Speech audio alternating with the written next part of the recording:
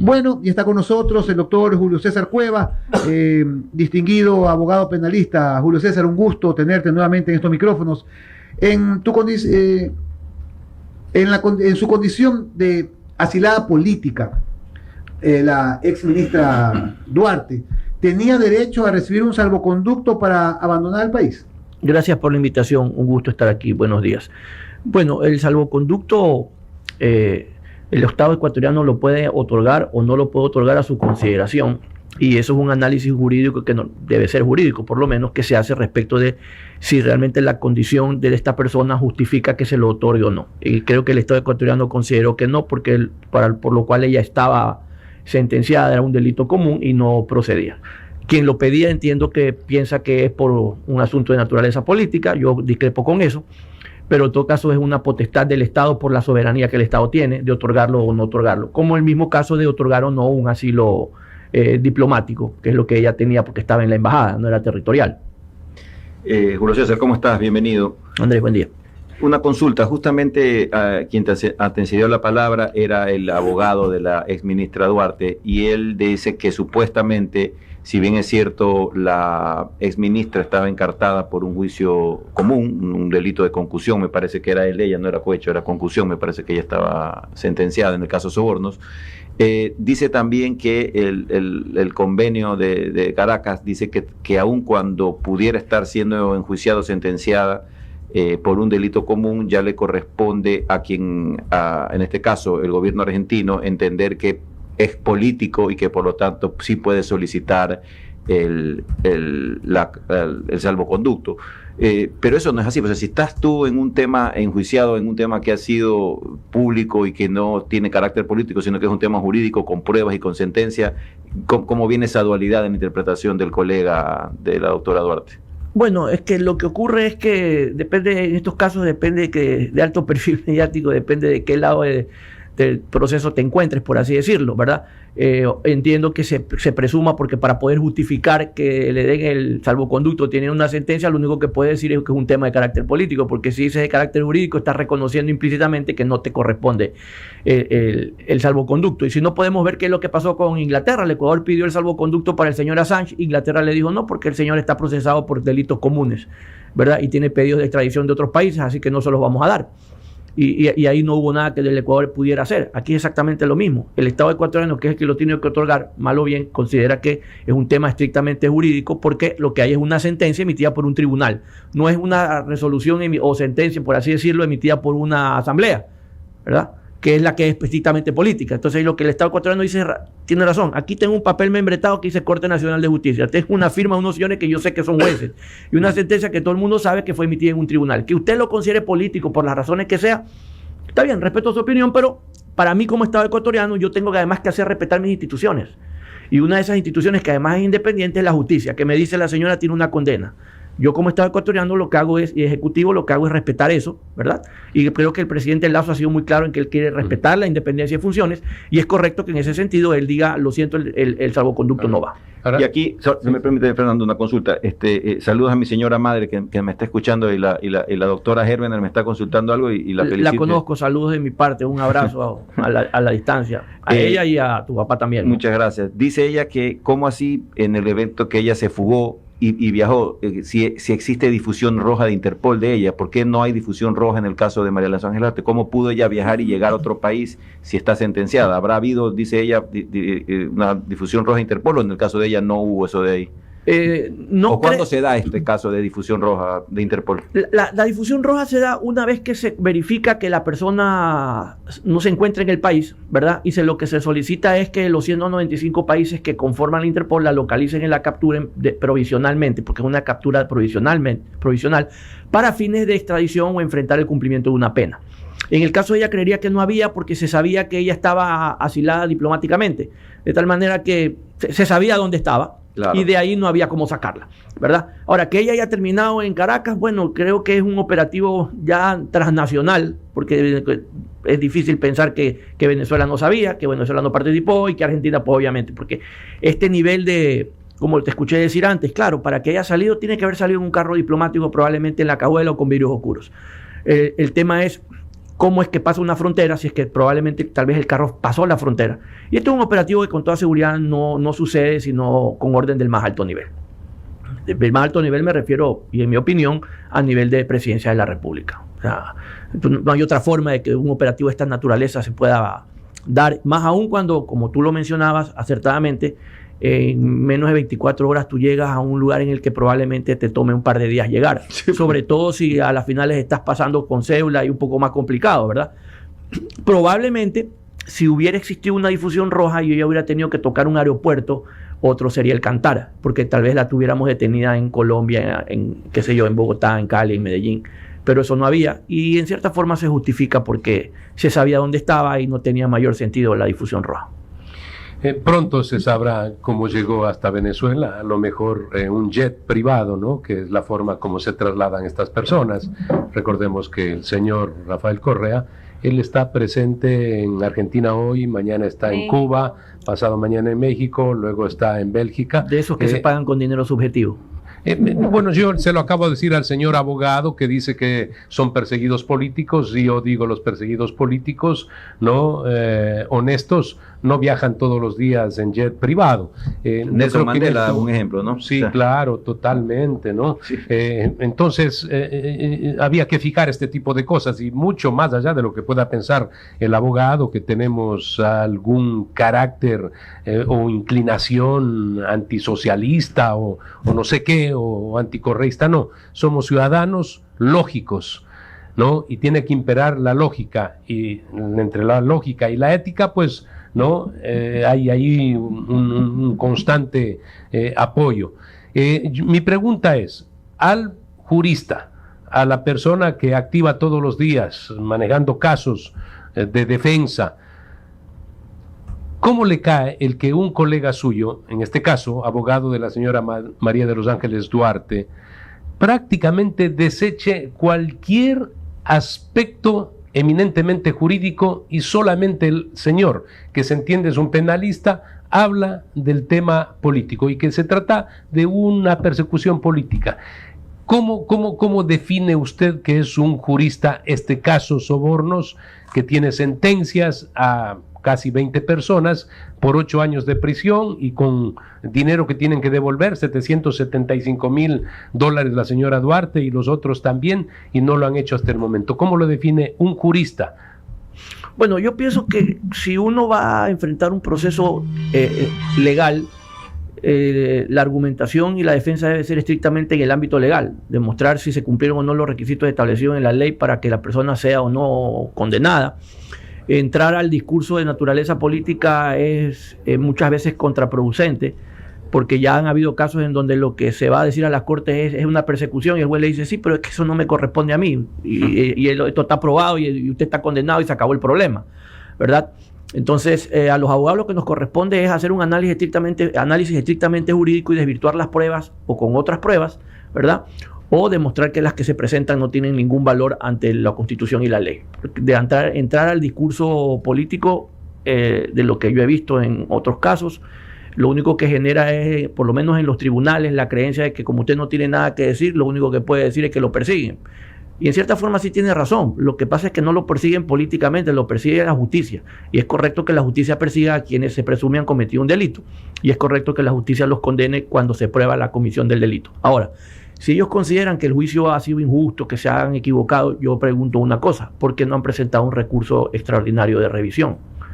Y si usted me pregunta, y ahí sí meto la parte política, yo creo que ahora que se está haciendo un concurso para renovar parcialmente la Corte Nacional de Justicia, y amparados en esta supuesta creencia de que el señor Correa va a regresar por los resultados de las elecciones del 5 de febrero, están esperando a ver si ellos tienen 2 jueces en Corte Nacional a quienes puedan conseguir que les tiren abajo la sentencia para que el señor Correa regrese, porque creería yo que él no aspira a que su partido gobierne, aspira a gobernar nuevamente él. Entonces el país tiene que estar muy atento, porque creo que todo esto que está pasando y lo que ha venido pasando, ¿verdad? Este ataque interno, externo, coordinado, incluso con la delincuencia organizada, lo digo con frontalidad porque es mi opinión muy personal, tiene un solo objetivo. No es ni siquiera bajárselo al señor Lazo, eso es una gran mentira, no. Es conseguir 2 votos en la Corte Nacional de Justicia, haciendo que todo el mundo se alinee, de vamos a regresar y te pones o te alineas o te perseguimos, porque esta gente sí persiguió.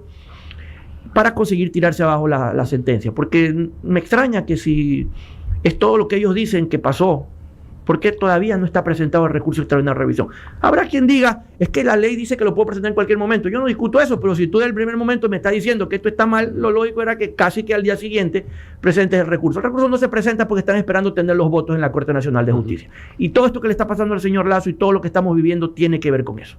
No hay otra razón para que lo explique. Pero a ver, un punto de orden ahí, doctor Cueva. Entonces, con lo que acabas de expresar, yo diría, todavía no les interesa que se caiga Lazo. O sea, les interesaría una muerte cruzada, una eventual muerte cruzada con los tiempos, o tampoco les dan los tiempos.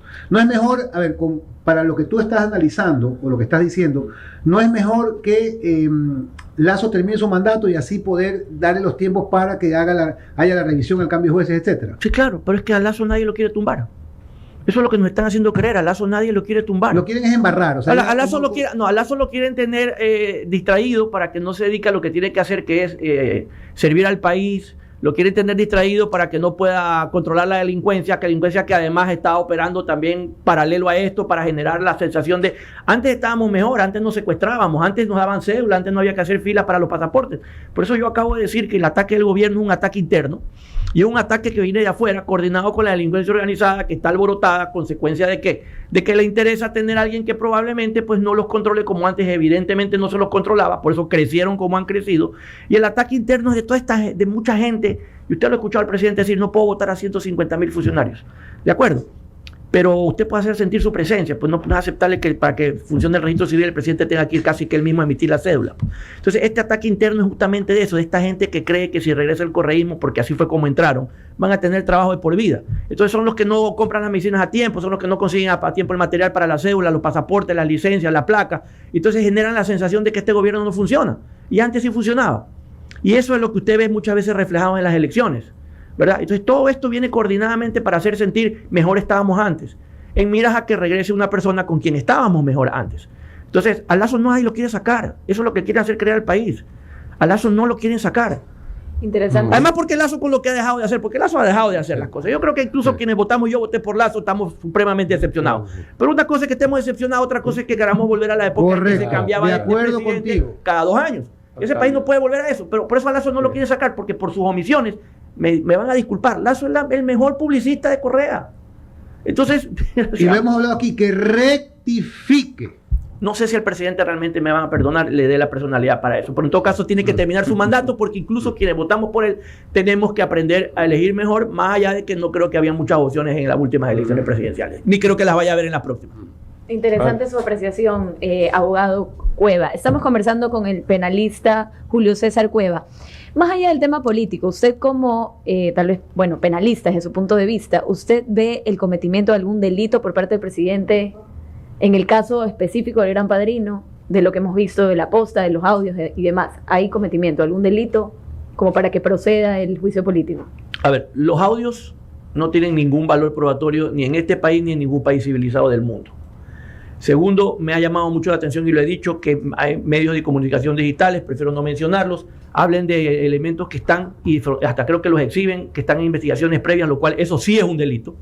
Y aquí no pasa nada porque salga alguien a decir que persiguen a la prensa, y eso no es así, porque ni los abogados, y quiero ser muy claro en esto, ni los medios de comunicación ni los periodistas pueden ser inmunes e impunes. Si cometen un delito, tienen que ser procesados por ello. No veo yo que el presidente tenga absolutamente nada que ver, y sobre todo este tema de la comisión por omisión, eso es un absurdo, pero no hay forma de salvar eso, porque para que usted lo pueda salvar tiene que reformar la ley, y si reforma la ley se beneficia por la irretroactividad de la ley y por el principio de favorabilidad penalmente hablando. Entonces, decir que el presidente es responsable por delito de comisión por omisión, en donde la ley expresamente dice que solo aplica cuando el bien jurídico protegido es la vida, la integridad física o la salud, y los delitos de cohecho, peculado y los demás que se mencionan como causales de juicio político están en el capítulo de delitos contra la eficiencia de la administración pública. Creo que es de locos pensar que por ahí pueda ir un juicio político, aunque en este país desgraciadamente se ven burros volar. Pero jurídicamente eso no tiene no solo ningún respaldo, no solamente aquí, en ninguna parte del mundo. Y cuando pasan estas cosas es que usted no puede ejecutar sentencias en el extranjero, porque la justicia no tiene respetabilidad, y obviamente tampoco tiene respetabilidad una asamblea que hace una cosa de estas. Entonces tenemos que empezar a ser serios. Yo no discuto la potestad que tenga la Asamblea de procesar, por así decirlo, políticamente un presidente, pero hay que hacerlo con seriedad. Y creo que esto es algo que no es más que un mamotreto. Realmente es una burla para los ciudadanos que tengamos que pagar por personas que hacen este tipo de cosas, que realmente lo que hacen es que nadie quiere invertir en el Ecuador. Y por eso tenemos los índices de delincuencia, porque aquí ¿quién invierte? Y si usted no invierte, no hay trabajo. Y si no hay trabajo, ¿qué hace la gente? La gente tiene que comer, pues, va a robar. Pues. Y si tiene que matar, mata. Y eso es lo que estamos viendo en las calles.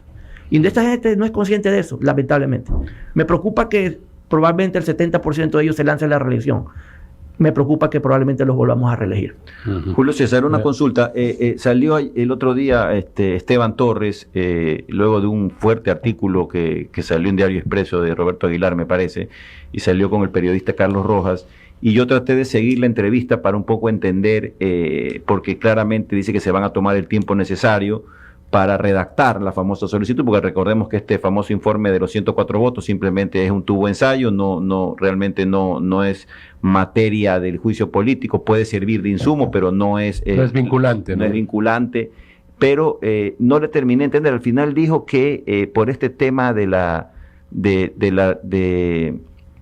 haberse enterado de que pues Luque y compañía estaban haciendo trafacías, que había una omisión en el deber de denunciar, ¿no? Había una omisión en el hecho de no haber puesto, porque toda persona está obligada, si sabía que se estaban cometiendo fechorías, pues que él estaba obligado a denunciar estos hechos. Pero revisando el 129 de la Constitución, en el supuesto jamás consentido que se llegase a aprobar, o incluso políticamente y no judicialmente, porque el juicio político es eso tampoco es causal para enjuiciar políticamente, porque son delitos contra la seguridad, delitos contra la administración y delitos contra la lesa humanidad. Y la omisión de denunciar, ya no el cohecho, sino la omisión de denunciar cualquier tipo de situación delictual, tampoco lo convierte al presidente en reo de las causales para juicio político. No, ¿O me equivoco? No, porque el juicio político es claro, en el numeral 2 del 129 habla de delitos contra la eficiencia de la administración pública. En el supuesto no consentido de que hubiera omisión de denuncia, eso no está dentro de los delitos contra la eficiencia de la administración pública. Primero. Segundo, cuando la Constitución habla del cohecho y el peculado y otros más, se refiere a ser actor directo, es decir, que él haya tenido participación en eso, ni siquiera que haya tenido conocimiento. Entonces, por ningún lado les da. O sea, pero debes de entender entre líneas que cuando te están diciendo que lo vamos a estudiar detenidamente es que están tratando de cruzar la quinta pata al gato, porque si fuera tan claro el tema, ya hace rato el presidente estaría procesado políticamente. No lo hacen porque realmente se dan cuenta que esto no va para ninguna parte. Y te repito, porque la intención tampoco es sacar al presidente, es tenerlo correteado, asustado, para distraer y para acrecentar esta creencia de que el presidente, de que hoy estamos peor que antes y que es mejor volver a los tiempos en donde no había delincuencia y todo era una maravilla. Pero realmente el presidente nadie lo quiere sacar. Si no, ya hace rato hubiera pasado algo aquí. Doctor, sería sumamente importante el que logren traerlo al señor Luque, ¿no? Sería lo fundamental, importante. Lo dijo el presidente de la República, que traerlo del cogote, pero parece que casi nada se ha hecho para traerlo del cogote. Y debería estar aquí, porque es el centro de todo este problema, ¿no? Sin aquel acto o acción de este señor, y más aún con la fuga, peor, las cosas no habrían llegado a los extremos como estamos llegando. ¿Qué posibilidades existe dentro del manejo legal el poder traer este señor que se sabe está en la República Argentina? Por supuesto, si se detuviera a Cherres sería igualmente muy importante, y a los otros que aparecen también mencionados en esta trama de corrupción, ¿no? Porque hay varios más que ahí no se los nombra mucho, pero que han estado alrededor, según Cortázar, del manejo en estas empresas que tienen que ver con el ámbito eléctrico. ¿Será factible que los puedan traer a estos personajes?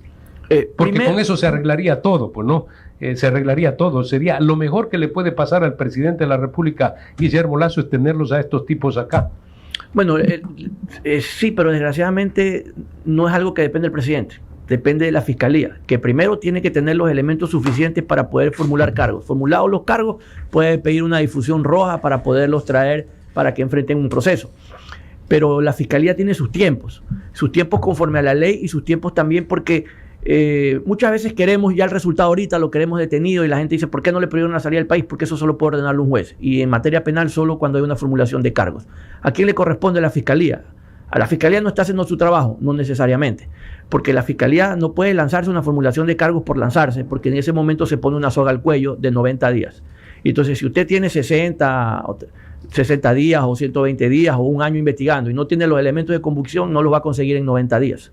Entonces, usted va a tener después de 90 días que hacer un dictamen abstentivo o acusatorio. Si lo hace abstentivo, la gente va a decir, están a favor de los delincuentes. Si lo hace acusatorio, probablemente los llamen a juicio. Pero en el juicio usted tiene que probar, pues.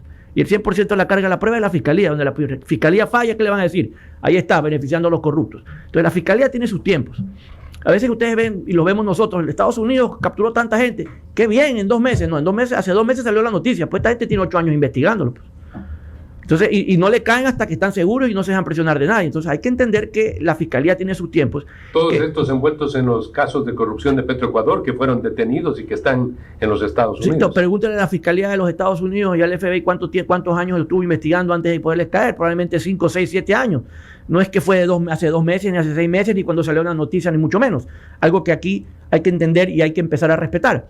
Y también, porque no siempre depende tampoco de la Fiscalía. ¿Por qué? Porque muchas veces no tienen la información. Cuando hablamos de delitos transnacionales, estamos esperando que otro país nos envíe la información, lo que pasó con el tema de Brecht, o con otros casos de corrupción, ¿verdad? Que la información no llega. Si llega, llega a medias. Cuando llega completa, llega en otro idioma. Hay que traducirla con traductores. No hay traductores. Acuérdense que pasó que no había traductores. Los bancos a veces no mandan la información, entonces no es tan sencillo. Entonces, si la Fiscalía no tiene además la colaboración y a veces tampoco tiene los recursos, hay que decirlo, es un poco complicado. Entonces, todo tiene sus tiempos. Traerlos será cuando se les formule cargos y se pide una alerta roja. ¿Cuándo va a pasar? Cuando la Fiscalía esté lista. Es importante. La pregunta tuya, Fernando, es muy buena y la respuesta de Julio César aún más, porque salvo que yo me equivoque, lo único que tenemos ahora es una reapertura de esa investigación policial que fue al fiscal de Manta, y el fiscal de Manta se abstuvo y el juez archivó, y que la fiscal ahora ha pedido que se reabra. Eso realmente fue una investigación en materia de narcotráfico que no tiene nada que ver. Ahí lo que ha habido, y creo que le entendía a la fiscal, es que pudieran derivarse el cometimiento de otros delitos, y me imagino que la apertura de nuevas investigaciones, porque ese caso básicamente era un caso de narcotráfico. Entonces, respondiendo a tu pregunta, el señor Luque ahorita no tiene iniciado ningún tipo de investigación fiscal, no tiene, ni Cherres tampoco. Y probablemente ni le han tomado una versión siquiera. No, pues ni siquiera le han tomado versión. Probablemente. Entonces, a pesar que el presidente dijo que traerlo del cogote, ¿no? Es que lo que pasa, Fernando, es que el presidente puede decir políticamente muchas cosas, jurídicamente no tiene ningún valor, porque él no tiene la potestad pública ni de traerlo ni de mandarlo a traer, mucho menos de enjuiciarlo. Entonces, a él lo que le corresponde es tal vez decir, bueno, nos gustaría que lo traigan, pero lo tiene que traer la Fiscalía, y para que la Fiscalía la justicia y la justicia lo pueda traer, tiene que la Fiscalía formular cargos, y eso no le corresponde al presidente, ¿verdad? Como alguien decía, no es que el presidente ahora le dice a la Fiscalía que investigue. No, el presidente no tiene nada que hacer diciéndole a la Fiscalía si tiene o no tiene que investigar. La Fiscalía sabe lo que tiene que hacer, sabe cuáles son sus tiempos y sabe cuáles son sus obligaciones. Y no es que las inicia o no porque el presidente se lo pida o no se lo pida. No era necesario que el presidente lo diga. Que el presidente diga que lo traigan, sí, está bien, pero no pasa más allá de una declaración lírica política, porque jurídicamente no tiene ningún valor. ¿Qué es lo que acaba? Y las personas que nos están escuchando, estamos con el doctor Julio César Cueva, y es importante que tengan algo claro. Por ejemplo, en el caso Sinohidro, la fiscal estuvo investigando 3-4 años. ¿Y qué es lo que ella declaró? Que el problema fue que finalmente China no entregó la información. Y hasta el momento no entrega la información. Y dice que es secreta. La acaba de declarar secreta para no entregarla. Y dice que es secreta. Y si la hubiera entregado, a las finales la mandaban en mandarín o quién sabe en cuánto de las lenguas que se hablan allá. Consiga un traductor que sepa, que además esté acreditado para hacerlo y que lo haga correctamente. Entonces, ¿cuántas páginas son? ¿Cuánto toma eso? ¿Y cuánto cuesta? ¿Y de dónde está la plata para hacerlo? Y eso es importante tener claro, que no hay abierto todavía. Me imagino que la fiscal está recabando información en el caso de este tema de la parte eléctrica, como decías tú, Fernando. Por estos audios, pues se ha determinado probablemente un entramado de corrupción. Ella tendrá que investigarlo y ella tendrá pues que en su momento tener los elementos de convicción para ya hacer una formulación de cargos, como decía Julio César. Porque entonces, Cortázar dijo un montón de cosas, ¿no? Y cómo se manejaban estas empresas. Bueno, entonces, hay actos ahí que tienen que ser investigados. Tampoco podemos ser tan cándidos en dejar pasar temas como este. Pero hay que revisarlo con pinzas también, porque normalmente las personas hacen esto, primero, para que no se centre en ellos la atención de la investigación. Segundo, para en un momento dado decir, mira, yo tengo información que te puedo vender a cambio de que se me reduzca una pena en la eventualidad de que me proceses, ¿verdad? El típico delator. Y lo que los audios en el mejor de los casos revelan es una estructura que realmente tiene 40 años operando en el país. Lo que revelaron probablemente los nombres de los que actualmente estaban ahí, que fueron, como se dice vulgarmente, berreados por los que alguna vez estuvieron y quieren volver a estar. Porque aquí lo que están peleándose realmente es como el microtraficante, la esquina donde van a hacer los negocios chuecos. Pues no es que estaban haciéndolo por el amor al país, porque hay que sanear. Esta estructura tiene 40 años trabajando y probablemente va a estar 40 años más. Esa es la verdad. Y sapos metidos ahí tratando de sacar provecho. Bueno, sacar el uno para entrar el otro, porque no es que estaban saneando tampoco el tema de cómo funcionan los negocios de Estado. Pues no se están peleando en los negocios de Estado, esa es la verdad. Por la trascendencia del tema, también vale la pena preguntarle a usted qué va a pasar con el expresidente Lenín Moreno. Él aún no ha definido si va a pedir asilo político o no en el Paraguay. Él tiene que venir ya, no le han concedido la posibilidad de que haya otra fecha para comparecer dentro del caso de Coca-Cola Sinclair. ¿Qué es lo que va a pasar con el expresidente? Estamos hablando de un expresidente de la República. Yo acabo de estar en el Perú realizando algunas entrevistas a personalidades y la verdad, pues, lo que pasa en ese país es hay que tomarlo con pinzas, porque por un lado, durante 10 años inestabilidad, 6, 7 presidentes encausados, procesados, uno que está a punto de ser extraditado desde los Estados Unidos, Alejandro Toledo, ya está aceptada la extradición, va a llegar en cualquier momento hacia el Perú. Están presos algunos de los presidentes y en el caso de lo económico, pues miren, ¿no? La independencia económica del Perú ha llevado a que sí ha consolidado el Banco Central, el Ministerio de Economía, el Servicio de Rentas y que el país siga adelante siendo receptor de importantísima inversión. Cuando haya esa crisis política, yo he dicho, y quizá no era tan entendido en otros programas y en mi trabajo periodístico, que vale la pena tomar en cuenta el caso del Perú. Yo he dicho, ahí hay institucionalidad, ahí hay respeto a los poderes del Estado. Por eso es que van todos estos delincuentes poderosos, expresidentes, a la cárcel. En el Ecuador no va a la cárcel nadie, de la cárcel salen. En los últimos meses lo que hemos visto es a sinvergüenzas delincuentes saliendo de la cárcel. Entonces, esta es mi pregunta. ¿Qué va a pasar con el expresidente, que también hay que decir, es parte de la vergüenza nacional, pues no? Un expresidente involucrado en delitos de corrupción. Bueno, es que no en vano se dice que la cárcel es para los delincuentes fracasados, porque si usted es un delincuente exitoso, la justicia no lo alcanza. Casualmente, que mencionas Perú, creo que fue en Perú donde el expresidente Moreno, justamente siendo presidente, dijo que no perdía la esperanza de que un expresidente termine procesado. Mire cómo están las cosas. ¿Qué va a pasar con él? Creo que realmente, y voy a hacer frontal porque yo político no soy, creo que sí fue un abuso no permitirle al presidente Correa, a sabiendas de que él estaba y lo había anunciado que antes de dejar de ser presidente, que él iba a residir en Bélgica, no haberle permitido presentarse en la misión diplomática, como está ocurriendo hoy con el presidente Moreno, a quien no le están permitiendo, entiendo yo, presentarse en una misión diplomática. Exigirle a alguien que se sabía que estaba allá, que no es que está allá porque está huyendo, sino que estaba trabajando como legítimamente le corresponde trabajar, que además tiene una discapacidad y como consecuencia de esa probablemente tenga un pocotón de problemas médicos. Pero entender que venga acá es realmente un despropósito de naturaleza, lo considero ahí sí, en cierta forma político, pero más que político, mediático, y creo que ni la Fiscalía ni la Justicia están para eso. Doctor Pienso Cueva, que debería permitírselo. Doctor Cueva, tengo una última inquietud. Con todo gusto. Leo que 500 menores han sido detenidos en lo que va del 2023. Hasta el 2021, el 50% de jóvenes infractores estaban acusados por violación, según datos del Servicio Nacional de Detención Integral a Personas Adultas Privadas de la Libertad y Adolescentes Infractores del Ecuador, SNAI. ¿Qué va a pasar con Boquita? Boquita, menor implicado en el secuestro de pareja de Quito, deberá cumplir con aislamiento de 30 días. Y después, ¿qué pasará con este menor? Bueno, creo que alguien que ya es conocido por estar presuntamente cometiendo un delito de asesinato en una provincia y de secuestro en otra, creo que es candidato a ser probablemente un gran jerarca de la delincuencia organizada, lamentablemente. No se lo si alguien no lo rescata. Pero ¿quién lo va a rescatar si no tiene probablemente padres que a las finales están o muertos o están presos? El Estado. Pero el Estado no tiene ni plata ni políticas públicas para eso. Y el problema es que estos jóvenes los meten en internamiento, les ponen medidas porque sí cumplen, dependiendo de la edad, sí cumplen privación de libertad, solo que lo hacen en otro lado y se llama de otra forma, ¿verdad? Pero ahí tampoco hay nada. No hay nada porque pasa lo mismo que en las cárceles. Están vagos. Entonces está el uno que se ve con el otro, que probablemente tiene 17 años y tiene más experiencia, y el uno entrena al otro, y ese chico cuando sale 1 o 2 años después, cuando sale, ¿verdad? Ya sale experto en delitos más graves. Entonces, mientras no hay una política pública para poder enrumbar a estos jóvenes, lo que vamos a tener es legiones de delincuentes juveniles.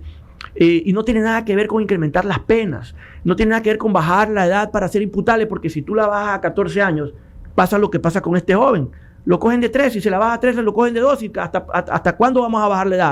Hasta que hay imputables desde que dice papá.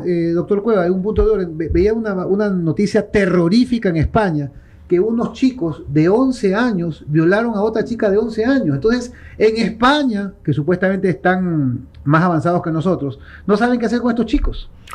Sí, ese es un problema. Ahora, usted quiere atacar el problema, también tiene que atracar no a los menores. ¿Por qué? Porque son fungibles. ¿Qué significa? ¿Usted cree que al que lo contrató o al que le pagó o al que lo convenció le importa si a ese chico le meten 3 tiros? De hecho, si va a hablar, le meten 3 tiros. ¿Y entonces qué hacen? Cogen a otro. Son fungibles y justamente significa que si no es uno es otro, y es carne de cañón. ¿Qué es lo que usted tiene que atacar? Atacar a los que hacen esto, a los que los contratan. ¿Y cómo se los atacan? No solo con policías o con balas, si usted lo quiere decir. Se ataca atacando, valga la redundancia, la estructura financiera de esta gente. Porque sin plata usted no compra sicarios, no compra menores, no compra balas, no compra armas, no compra impunidad, no compra justicia. Pero mientras no se ataque la estructura financiera, esta gente tiene la plata que el Estado no tiene y la puede reponer con la velocidad que el Estado no lo hace para poder seguir manteniendo el negocio. Y ahí donde la pregunta es, ¿dónde está el sistema financiero? ¿Dónde están los oficiales de cumplimiento? ¿Dónde está la UAFE? Porque hoy por hoy se sabe, y hace poco salió en un medio de comunicación, que se conoce que se hace depósitos en cuentas todos los días para poder mantener a salvo a los PPL dentro de las cárceles. ¿Por qué un banco no ha saltado a decir, aquí hay depósitos extraños? Pero si a mí me acaban de bloquear la cuenta por una cantidad irrisoria 2 días, y yo digo, pero por favor, y alguien recibe depósitos todo el tiempo, y aquí no sale un banco a decir, páreme esto, le notifico, le aviso, no está la UAFE, ¿dónde está el oficial de cumplimiento? Mientras ustedes no ataquen, mientras el gobierno, el Estado no ataque la estructura financiera de estas organizaciones, tienen plata para pelear y la guerra está perdida. ¿Cuándo Pablo Escobar perdió la guerra contra el Estado colombiano? Cuando se quedó sin plata. Porque se quedó sin gente, se quedó sin sicarios, se quedó sin apoyo, se quedó sin políticos, se quedó sin justicia y se quedó sin dinamita y todo lo que hacía que él sea lo que finalmente terminó siendo. Muchísimas gracias al abogado penalista Julio César Cueva por su análisis sucinto aquí en esta radio.